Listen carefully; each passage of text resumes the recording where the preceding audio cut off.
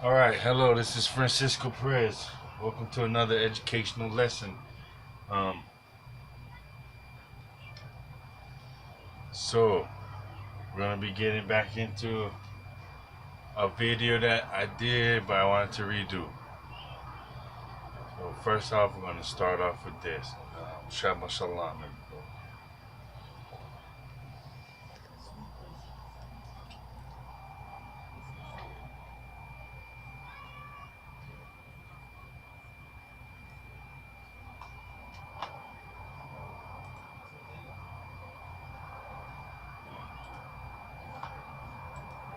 Remember when I told you, and I'm pretty sure I confused a lot of people. I'm going to stop right there. I'm going to continue reading.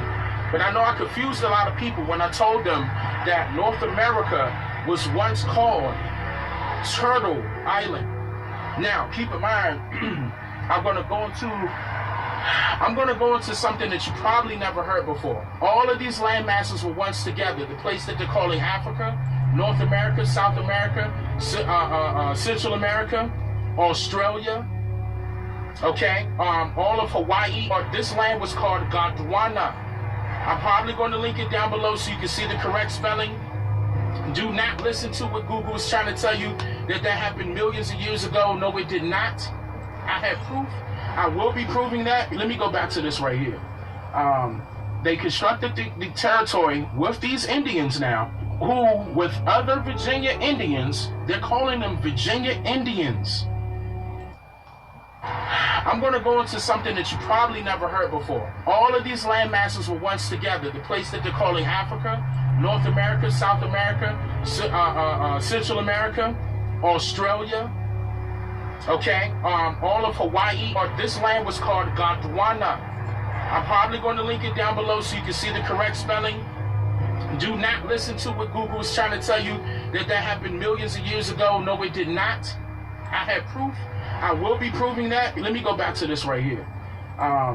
They constructed the territory with these Indians now, who, with other Virginia Indians, they're calling them Virginia Indians, had frequent contact with the English. Remember when I said at Jamestown Island. Look at that closely. Jamestown Island. Remember when I told you, and I'm pretty sure I confused a lot of people. I'm going to stop right there. I'm going to continue reading. But I know I confused a lot of people when I told them that North America was once called Turtle Island. Now, keep in mind, I'm going to go into something that you probably never heard before. All of these land masses were once together. The place that they're calling Africa, North America, South America, Central America, Australia, okay, all of Hawaii. This land was called Gondwana. I'm probably going to link it down below so you can see the correct spelling. Do not listen to what Google is trying to tell you that happened millions of years ago. No, it did not.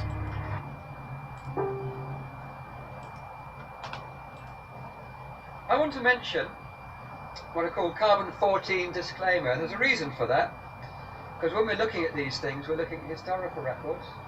Carbon-14 disclaimer. The reason I mentioned that is because I'm only using historical dating methods with archaeology, and I'm not getting into prehistoric theories. The thing about carbon-14 is it cannot be calibrated beyond 3000 BC. For the simple reason you can't test it against any kind of historical records. We've been led to believe that the thing about carbon-14 is it cannot be calibrated beyond 3000 BC. For the simple reason you can't test it against any kind of historical records.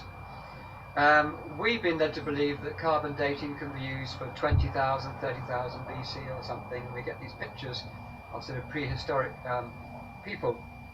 And even actually within the last centuries or last few thousand years, you have a lot of wrong readings. In fact, over 50% of them get rejected. It makes you wonder why the less than half of them even get accepted in the first place. If you want to ask questions about that later on, do get back to me.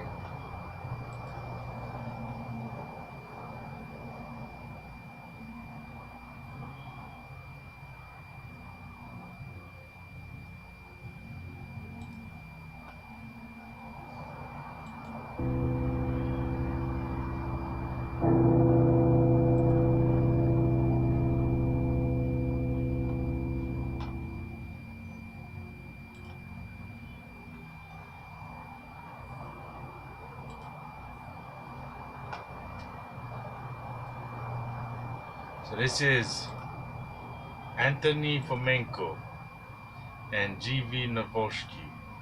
Who controls the past, controls the future? George Orwell, 1984.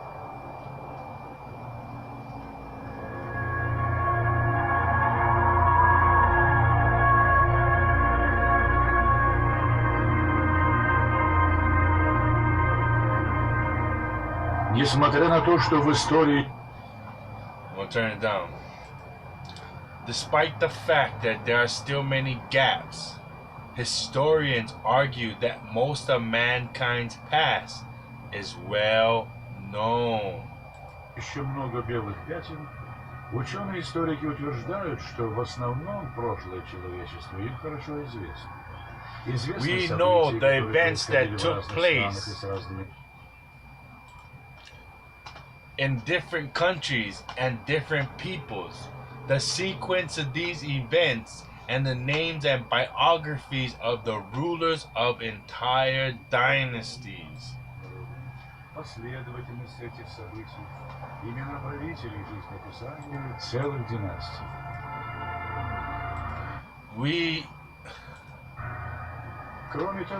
In addition, scientists use many methods by which they attempt to clarify the details and dates of events and even restore, meaning make up the unknown pages of history. So much of your history is made up, restored. Historians believe that the science of history is primarily based on historical documents as well as archaeological remains and surviving objects of material culture.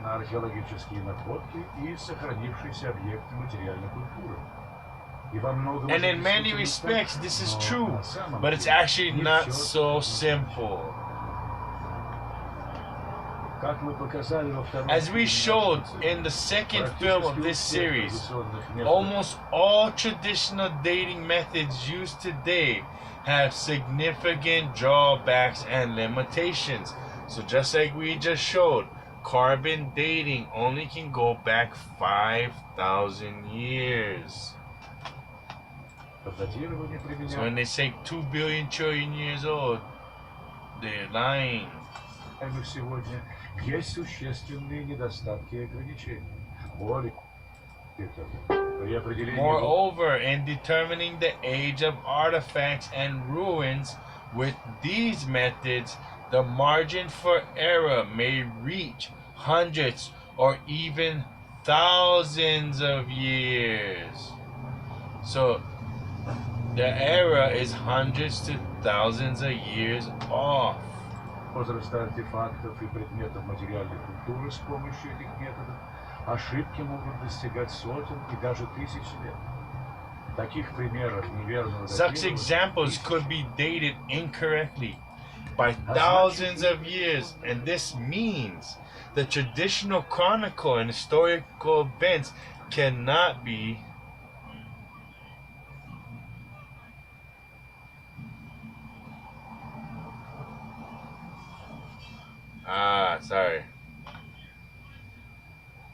cannot be absolutely trusted. So as we're learning in our research that a lot of what we believe is true is wrong, and we cannot trust the chronology and historical events being given to us. So the greatest minds in chronology are coming up with the same conclusions. But it turns out that the story itself is too large extent a myth. But it turns out that the story itself is to a large extent a myth, a work of fiction, and the extent by which humanity knows its past is much less than commonly believed. So we believe we understand our history and our past, but most of what we believe is myth and what we really know is not much of the truth. А получается, что и сама история в немалой степени миф, вымысел, роман.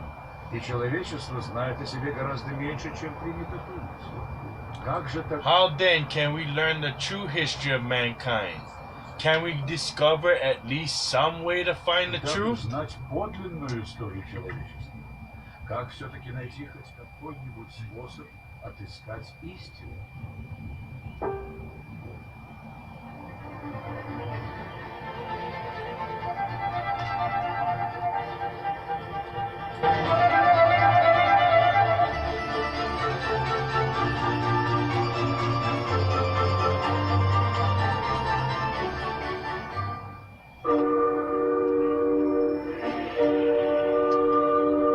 The beginning.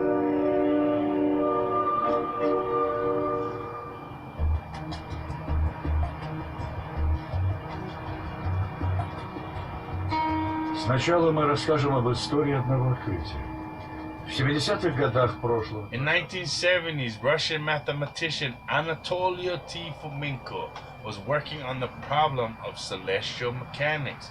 So this person came to these conclusions, who is a mathematician doing celestial mechanics. российский математик Анатолий Фоменко работал над проблемой небесной металлургии. Для этих This research is very important in finding the parameters of the rotation of the moon around the Earth. неожиданно Фоменко Suddenly, Famenko came across an interesting scientific paper which concerned exactly such research. This work is owned by Robert Russell Newton, American astrophysicist and mathematician, the head of NASA's Computer Center, американскому астрофизику и познателю, руководителю вычислительного центра НАСА, который в то время работал над who at the созданием time was working on a космической network of цивилизации. space navigation. The Americans had calculated their data based on the dates of lunar eclipse and taken from ancient chronicles. In these chronicles, 370 eclipses were listed. Американские ученые Look at the writing.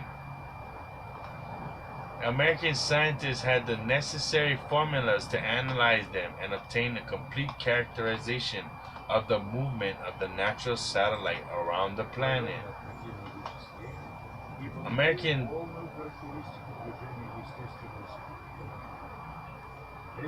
The results Robert Newton recorded in his scientific writing fell into the hands of Anatoly Famenko. So he got the writings of this person, which the information allowed him to discover the differences in the chronology.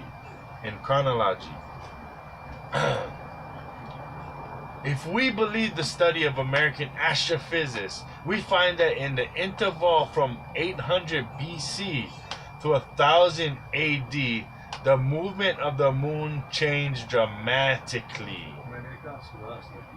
So the records between these dates seems incorrect. Like they're just put in, guessed, restored. During this time, the moon supposedly began to move faster and then slowed back down to normal speed. Such a cataclysm cannot be explained within the framework of Isaac Newton's gravitational theory and the current movement of the moon around the Earth.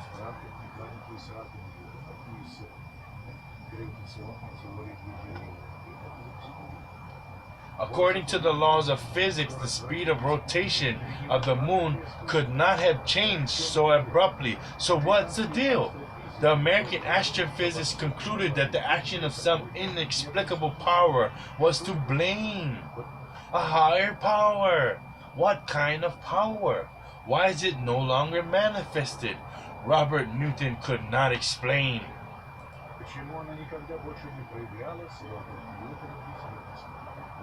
Moreover, discussion on the issue organized by the British Academy of Sciences in 1972 led to nothing. Эта задача заинтересовала The российскую problem ученых. interested the Russian mathematician Anatoly Famenko, who decided to investigate. So he was trying to study the moons, and then it didn't compute. So he questioned it, and what happened was they just swept it under the rug, because what happened was they didn't have those accurate recordings of those times, so they just kind of made it up. Но вывод казался очень странным. В результате решение было найдено. Or they added. We're gonna find out. Кто и Found a solution where it seems no one thought to look for. думалось.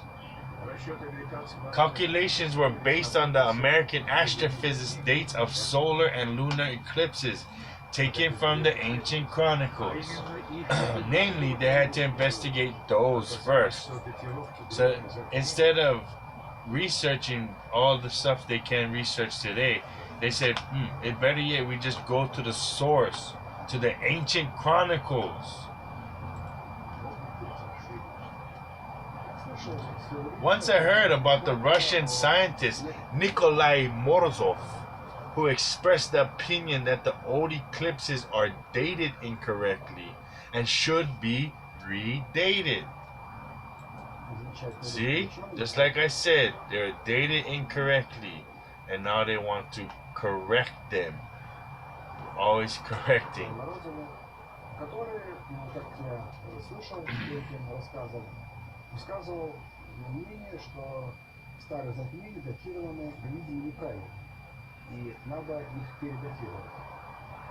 Он опубликовал He published the results of their calculation in his books, the 7-volume edition called Christ. See how they're trying to interject Christ already? It's not even about Christ. But his book was named Christ. I read his books, which contained the corresponding tables of the eclipses, and saw the new dates of the eclipses in which Nikolai Morozov set the eclipses of antiquity in the early and late Middle Ages. который садится на таблице пересчета затмений. В ней действительно новые даты, которые предлагал Николай Морозов для затмений, в том числе античности, раннего и фона средневековья. Then I took Robert Newton's algorithm, retaining all but the dates of the eclipses. I entered the new dates in this algorithm, which were Nikolai Morozov's, and repeated Newton's calculations. When I did that, it turned out that the schedule was constant, a continuous line on the time axis. Aha! The slowing effect disappeared, vanished. Gone was the need to come up with mysterious forces in the Earth-Moon system. So, he was able to calculate the problem, and no longer did he have to use superstition to explain it, because now it was explainable. Thus was solved the trivial problem of celestial mechanics. The case of Robert... Oh, you seen that?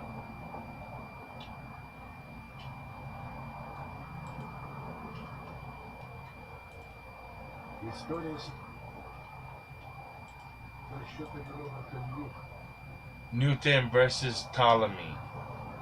And you know who Ptolemy was, right?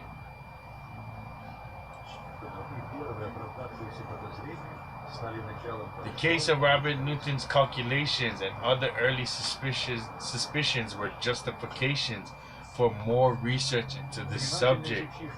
So this piqued his interest and made him want to study this more, to figure out if there's anything more to this. Having carefully considered the dating methods that historians and archaeologists use, as well as the works of Nikolai Morozov, Anatoly Famenko concluded wrong is not only the dating of the eclipses, but the ancient chronicles too may contain inaccurate information. So he was there saying, wait, I've discovered that more than just the eclipses is off. This is inaccurate at best. So let's get into this. So let me show you one of these inaccuracies. So if you look over here,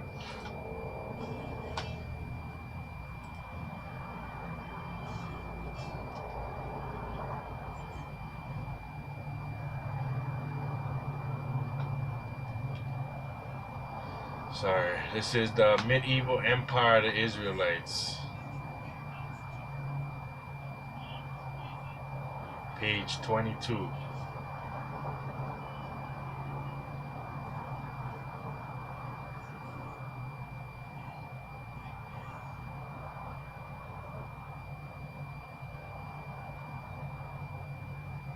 I'm just going to read from over here.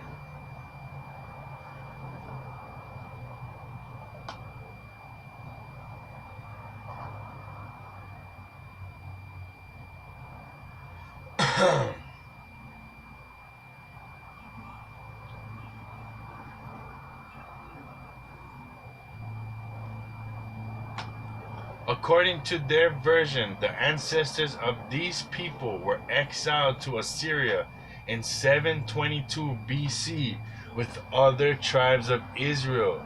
Later, Assyria was conquered by Babylon in 607 BC, which also was subsequently conquered by Persia in 457 BC. Greeks conquered Persia under Alexander the Great in 331 BC. So now we have all these numbers being thrown out. So what is 722 BC? If we look into our history, 722 BC talks about the Assyrian captivity of Israel. So during this Assyrian captivity of Israel, if we can get it up,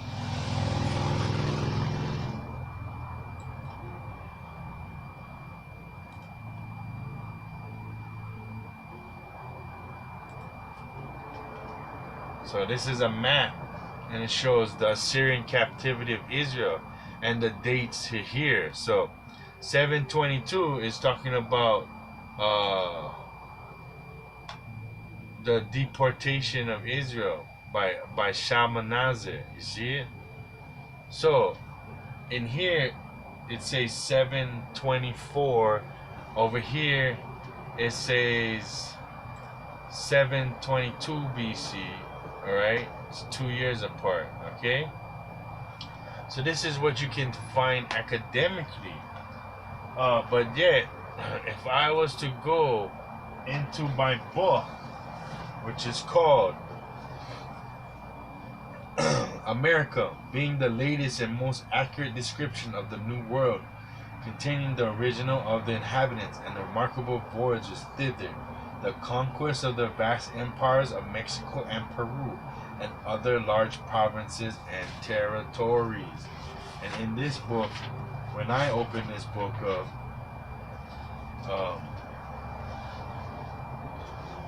which I caught this a long time ago when I was watching Lex Wheel. I said, whoa, the dates is off. So if you look right here,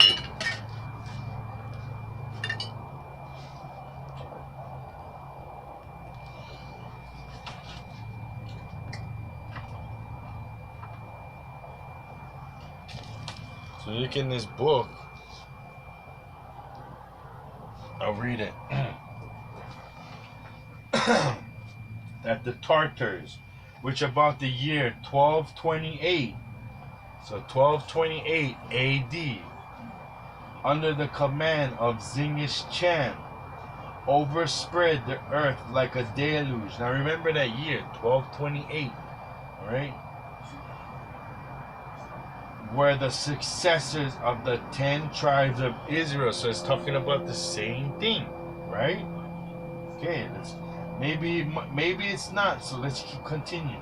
Which were carried into captivity to Assyria by Shalmaneser. The name Tartary, or rather Tartaria, seems to be some testimony thereof, because it signifies in the Syrian or Hebrew tongue remnants or remainders, and seemingly because these Tartarians were remainders of the aforementioned tribes, nay, the northern Tartary herdsmen, preserved to this day by the names Dan, Zebulun, and Naphtali. Okay, so this says the date was 1228, but how could that be? Is that 1228 BC or AD? Huh? Let's figure this out.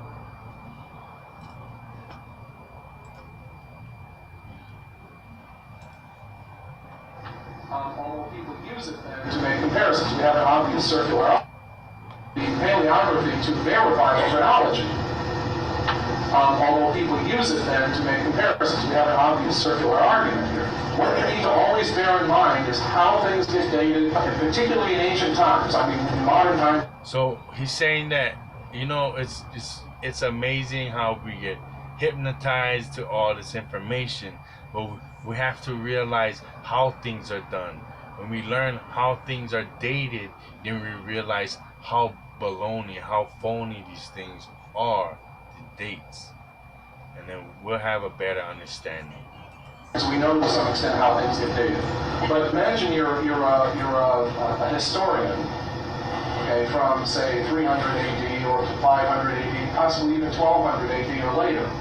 First of all, it's not entirely clear that your intention in writing history is the same as the intention of a modern historian, namely to give a faithful chronicle of events. So he's saying that the older historians, the older people who written in these texts. Now, what do they tell us today when we're talking about ancient texts? They tell us, oh, just mythos. This is just fairy tales.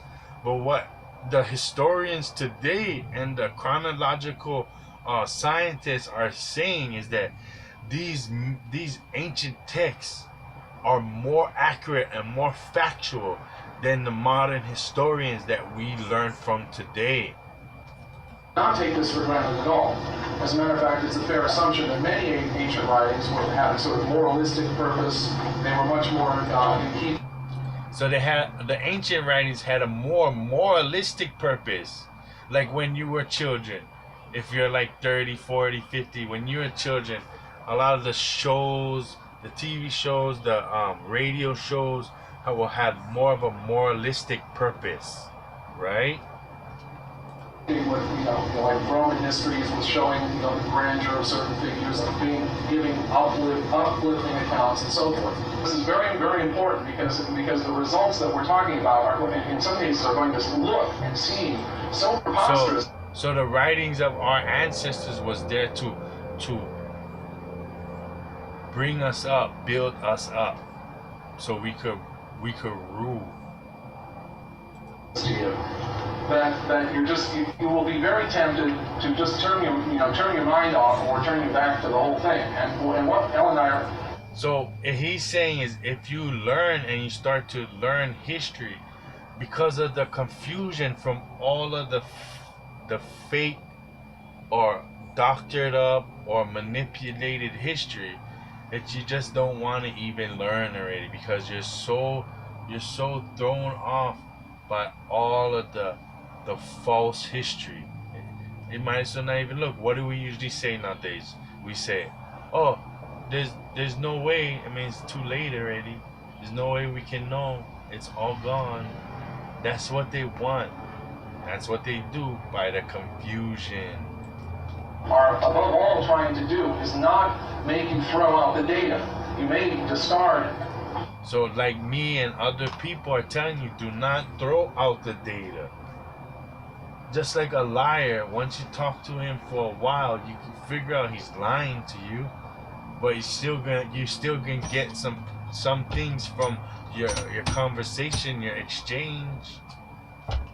Famenko's interpretation of the data, you may discard the interpretations that we have of the data, but you shouldn't throw out the data. In my opinion, the data is incontrovertible. You see on the right-hand side, this is the Roman Empire from 80. Okay, now so here they're trying to tell you that this is two Roman empires or two Roman-like empires with the same history, thousands of years apart.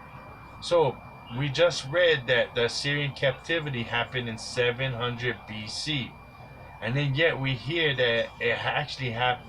Then another book that's worth $50,000 told us that it actually happened in 1200.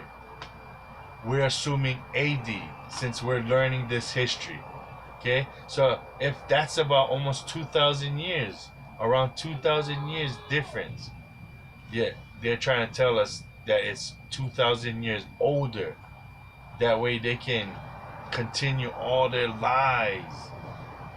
See, with the short history, they can't include all of their lies and plagiarism. So they had to extend the history of humanity and set back the timelines. BC to the 3rd century AD. On the left-hand side, we have the Roman Empire from the 3rd century through the 6th century AD. And we are writing the Roman emperors in the order in which they occur according to the chronicles, according to the histories, even according to modern history. But to read the diagram, the spaces, say from here to here, represent the length of reign of that emperor. So, in other words, here's 41 years, a long reign. This diagram is supposed to show a kind of symmetry between a period of time in which you have a sequence of Roman rulers, and then a period of time more than 300 years later, in which you have another sequence of Roman emperors. So these people lived, and more than 300 years later, these people lived, yet they mirror each other because they're actually the same people being written again in history as another group of people, another branch of Rome throughout another time period. Now, let's start here with Augustus. Okay, he reigns for 41 years, and Constantine the Great Augustus reigns for 31 years. And you say, well, big deal, I agree, that's 10 years. So Constantine and Augustus, same thing, same people, being written again as if it's another history, yet it's the same thing. Difference. But follow what happens after here. You have Tiberius compared to Constantius II. 23 and 24. When we come to Caligula, it's 4 years and 2 years. Caligula is heir to Julian the Apostate. Then we have Claudius, 13 years, and Valentinian, 11 years, and so forth. Now, so you understand the principle behind the figure. It is meant to show the symmetry between lengths of reign of emperors who are understood to have reigned more than 300 years apart.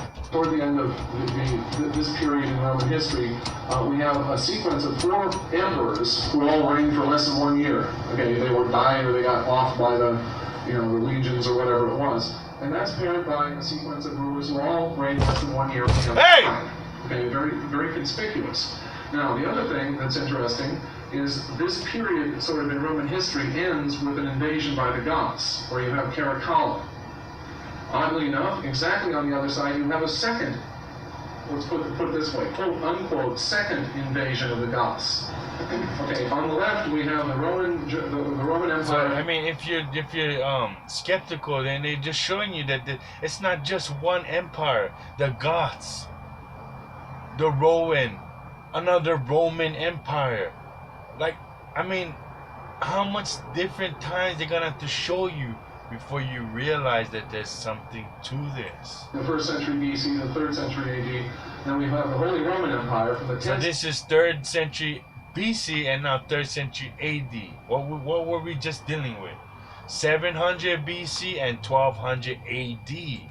Century to the 13th century. In other words, on the left here, we have largely the same people who are that we had on the right-hand side in the previous one, but now they're being compared to rulers of the Holy Roman Empire.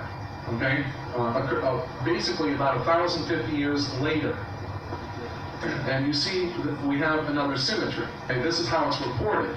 But remember, we have to bracket almost everything of this kind over here, because we don't know what the veracity of the chronicles is, what the intention of the chronicles was, or even what the people really understood by it.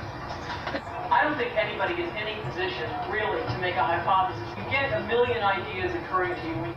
Right. Well, we'll be making some hypotheses. You really look into this. Many people that I talk to, they want to get a hypothesis, they want to go off and run with it, you know, to the exclusion of everything else before they understand anything about really what's going on. And I think that people have no business making hypotheses about this until they really understand the extent and the depth and the weight.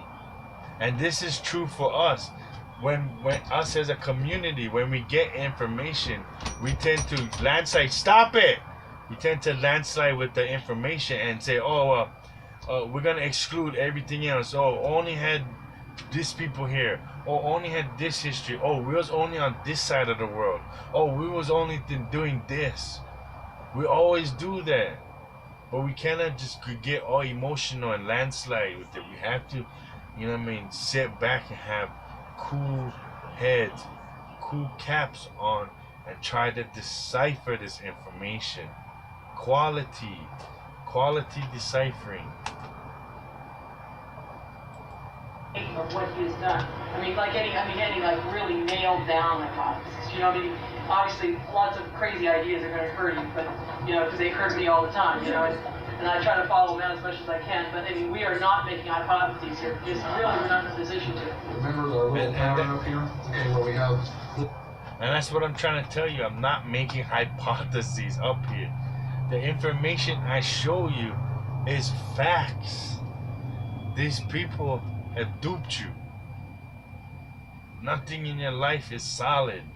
A little block of history here, and then we shift it back and so forth.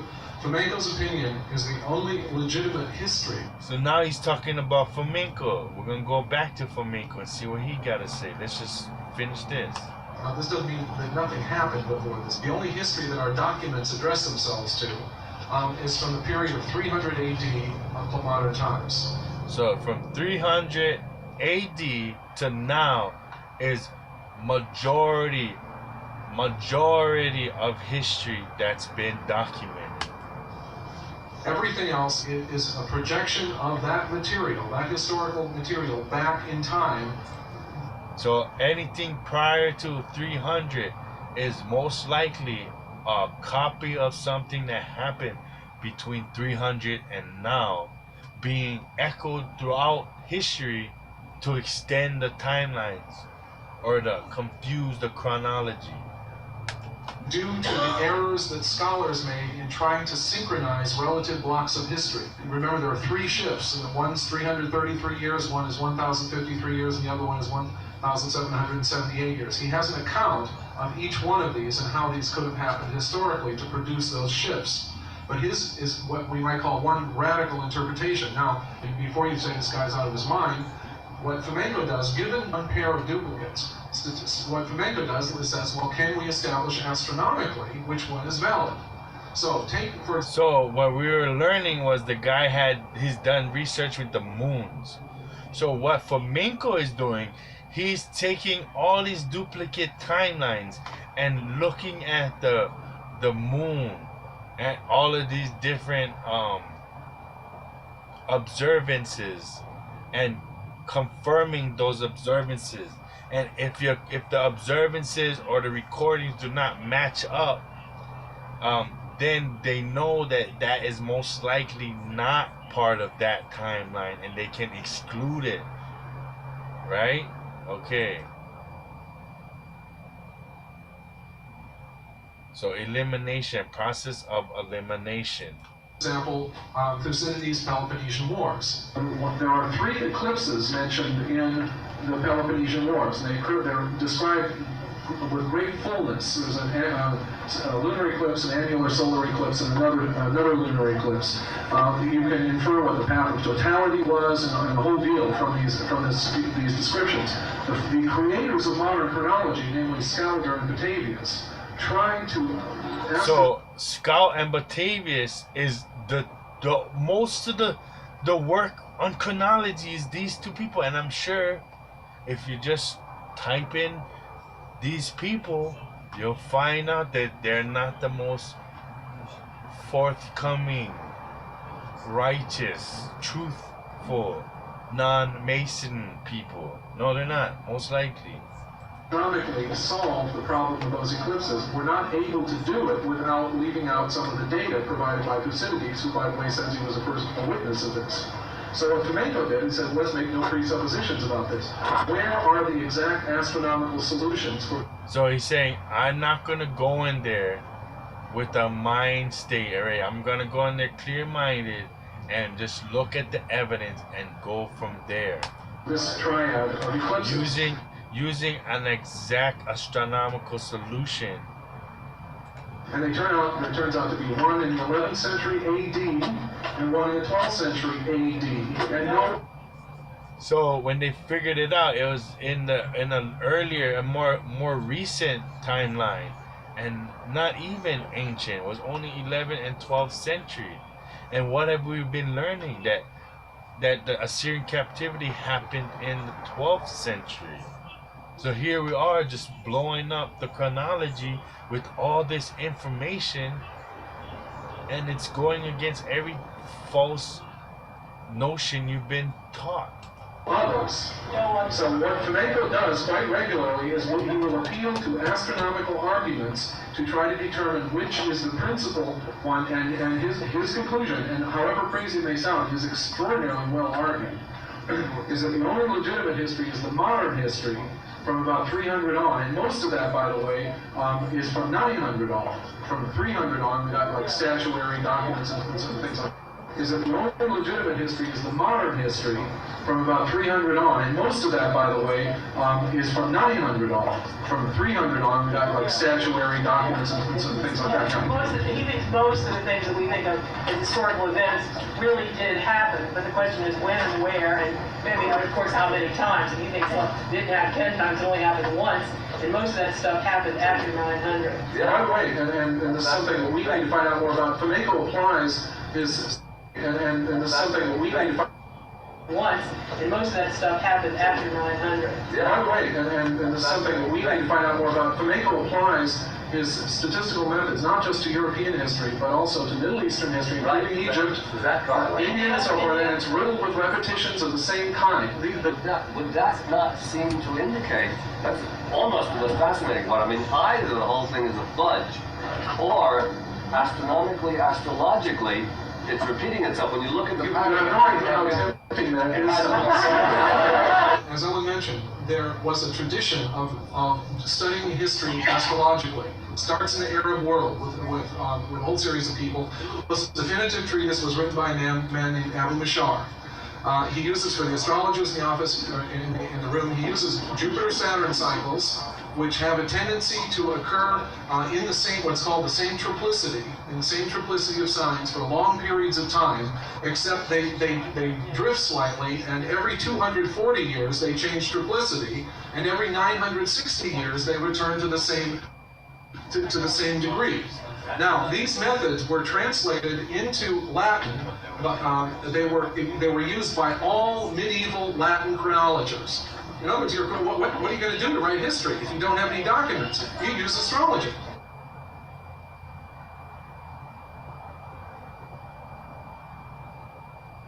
Use astrology. So, this is what we're learning. So let's see what we got here.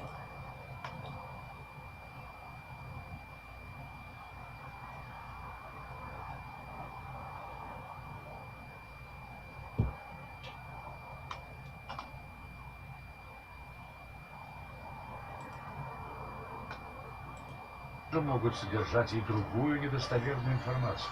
Чтобы это проверить, начинать придется с